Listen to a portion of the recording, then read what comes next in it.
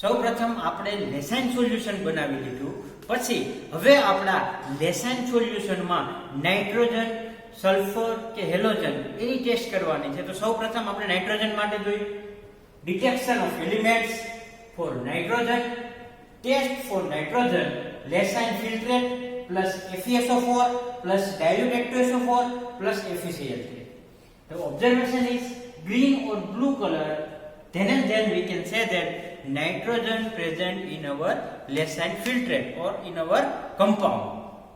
So for that, this reaction for nitrogen, sodium plus carbon plus nitrogen NaCl, then FeSO4 react with 2 mol sodium hydroxide gives FeOH twice Na2SO4.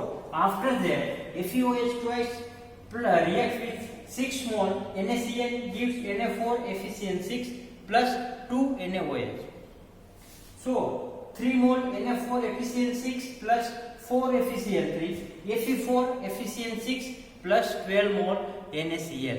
So friends, હવે આપણે એ જોઈએ કે કેવી રીતે nitrogen practically આપણે present છે કે absent કઈ રીતે ચેક કરીએ. જો આપણો આ લેસાઇન સોલ્યુશન છે, લેસાઇન સોલ્યુશન અને હવે આપણે બનાવવું પડશે ફ્રેશલી પ્રિપેર્ડ FeSO4. તો આ ટેસ્ટ ટ્યુબમાં હું સોલિડ FeSO4 લઈશ.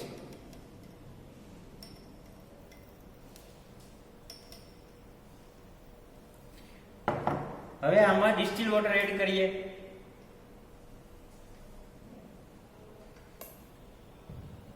તો આ આપણું બની ગયું ફ્રેશલી પ્રિપેર્ડ FeSO4 સોલ્યુશન. તો એક ટેસ્ટ ટ્યુબમાં આપણે હવે લેશું લેસાઇન સોલ્યુશન. એમાં હું એડ કરીશ ફ્રેશલી પ્રિપેર્ડ FeSO4 સોલ્યુશન. તો જો આ ગ્રીન કલર જોવા મળે છે, જો આ ગ્રીન કલર H2SO4 એડ કરતા એમનેમ જળવાઈ રહે તો એનો મતલબ આપણા ટેસ્ટમાં, આપણી લેસાઇન ફિલ્ટ્રેટમાં નાઇટ્રોજન પ્રેઝન્ટ છે. જે આપણું સોલ્યુશન છે એમાં હું H2SO4 નાખું છું. તો જો પ્રેસિપિટેટ હતા એ સોલ્યુબલ થઈ ગયા અને ગ્રીન કલર જોવા મળ્યો, એટલા માટે આપણે કહી શકીએ કે આમાં નાઇટ્રોજન પ્રેઝન્ટ છે. અને વધારે આમાં FeCl3 નાખતા ગ્રીન, ડાર્ક ગ્રીન ઓર બ્લુ કલર મળે તો કન્ફર્મ થઈ જાય કે નાઇટ્રોજન પ્રેઝન્ટ છે જ. હવે FeCl3 નાખું છું. FeCl3 નાખતા આપણે જોઈએ, જો ગ્રીન માંથી બ્લુ કલર આપણને જોવા મળે છે એનો મતલબ કન્ફર્મ થઈ ગયું આપણો જે કમ્પાઉન્ડ છે એમાં નાઇટ્રોજન પ્રેઝન્ટ છે.